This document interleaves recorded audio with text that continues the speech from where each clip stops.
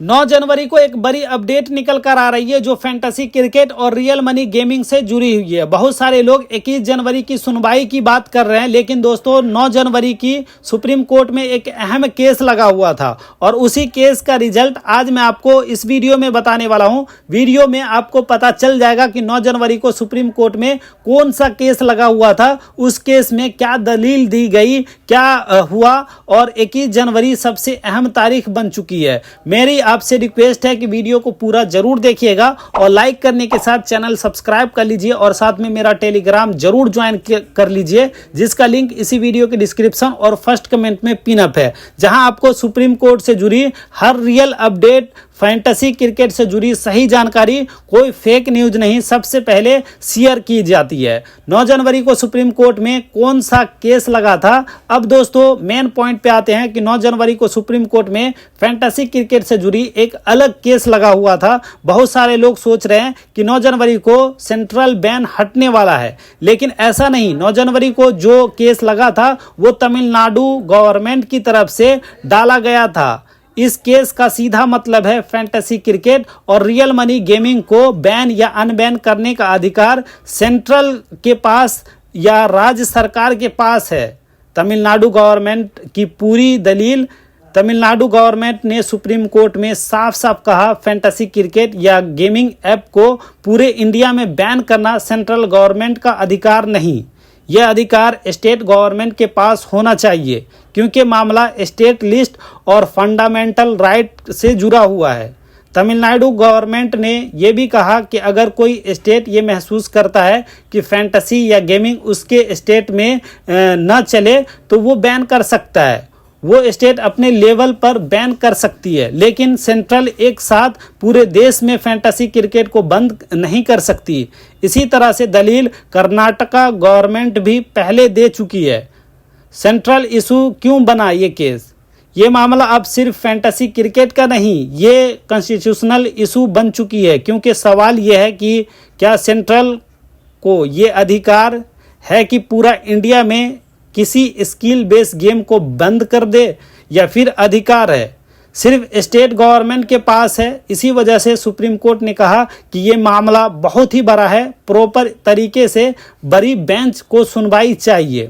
9 जनवरी की सुनवाई में कोर्ट ने क्या किया?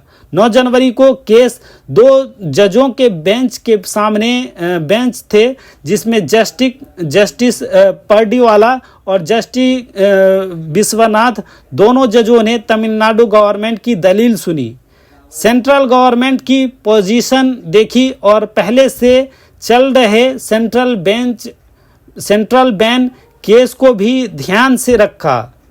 कोर्ट ने कोई भी फाइनल ऑर्डर नहीं दी, सेंट्रल का फैसला नई तारीख। सुप्रीम कोर्ट ने कहा कि ये मामला 3 जज की कॉन्स्टिट्यूशनल बेंच सुनेगी और ये केस उसी बेंच के साथ जोड़ा जाएगा जो सेंट्रल बैन वाले मामले को सुन रही है। और दोस्तों सबसे बड़ी अपडेट है, इस केस की नई तारीख 21 जनवरी कर दी गई। मतलब सेंट्रल बैन केस 21 जनवरी, तमिलनाडु केस 21 जनवरी, फैंटेसी क्रिकेट या फ्यूचर 21 जनवरी। 21 जनवरी सबसे अहम क्यों? 21 जनवरी को सुप्रीम कोर्ट तय करेगा फैंटेसी क्रिकेट बैन कॉन्स्टिट्यूशनल के हिसाब से सही है या नहीं। ये फैसला सेंट्रल ले सकती है या स्टेट। स्किल बेस्ड गेम और चांस ऑफ गेम में फ़र्क अगर कोर्ट ये मान लेती है कि फैंटेसी क्रिकेट एक स्किल बेस्ड गेम है, तो फिर उस बैन टिकना मुश्किल हो जाएगा। फैंटेसी क्रिकेट वापस आएगा या नहीं? अब दोस्तों सबसे बड़ा सवाल है कि फैंटेसी क्रिकेट वापस आएगा या नहीं। ग्राउंड रियलिटी यह है कि फैंटेसी क्रिकेट पर आज तक गैमलिंग साबित नहीं हुआ। सुप्रीम कोर्ट पहले भी फैंटेसी को स्किल बेस्ड गेम मान चुका है। किसी भी फैंटेसी कंपनी पर ईडी की कोई डायरेक्शन कार्रवाई नहीं हुई। जिस ऐप पर ईडी एक्शन हुआ वो फैंटेसी ऐप नहीं थी, इसलिए फैंटेसी क्रिकेट के वापस आने की चांस बहुत ही ज़्यादा है। कब तक वापस आ सकते हैं फैंटेसी क्रिकेट वापस आ सकता है। 21 जनवरी के बाद कोई इंटरमेंट ऑर्डर फाइनल डिसीजन में थोड़ा समय लगेगा, लेकिन दोस्तों आईपीएल जैसे बड़े टूर्नामेंट से पहले फैंटेसी को लंबे समय तक बंद रखना बहुत ही मुश्किल है, या ज़्यादा से ज़्यादा T20 वर्ल्ड कप से पहले फैंटेसी वापस आ सकती है। 9 जनवरी को कोई अनबैन नहीं, तमिलनाडु गवर्नमेंट का केस सुना गया, केस को 21 जनवरी तक टाल दिया गया। अब फाइनल लड़ाई 21 जनवरी को होगी। जैसे ही कोई अपडेट आएगा मैं आपको सबसे पहले बताऊंगा। तमिलनाडु के द्वारा जो केस दर्ज कराया गया था EPWA केस करके, तो मतलब उसका मतलब था रियल मनी गेमिंग एक्ट को लेकर कि क्या सेंट्रल गवर्नमेंट ने ये जो एक्शन लिया है, उन्होंने डायरेक्टली ऑल इंडिया लेवल पे सारे रियल मनी गेमिंग एक्ट को बंद कर दिया है। तो ये सेंट्रल गवर्नमेंट के अधिकार में नहीं है, ये स्टेट गवर्नमेंट के अधिकार में होना चाहिए।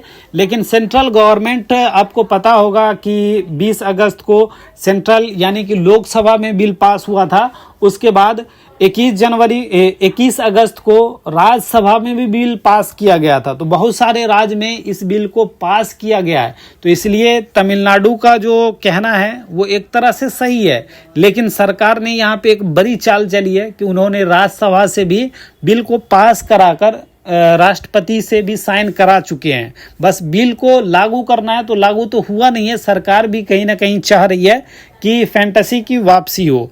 अब देखते हैं 21 जनवरी का वेट करके, 21 जनवरी को देखते हैं अगला सुनवाई में क्या रिजल्ट आता है, या फिर से कोई डेट आता है, या फिर फाइनल इसका डिसीजन आता है। वैसे सरकार को चाहिए, सुप्रीम कोर्ट को चाहिए, सुप्रीम कोर्ट यहाँ पे कहीं से भी बैन करने के मूड में नहीं है। सरकार ही बस इस पे 40% जो GST है उसको लेकर मुद्दा फंसाए हुए है। तो देखते हैं 21 जनवरी को क्या होता है। मिलते हैं नेक्स्ट वीडियो में अगले अपडेट के साथ। तब तक के लिए वीडियो को लाइक, चैनल को सब्सक्राइब जरूर कीजिएगा। Thank you.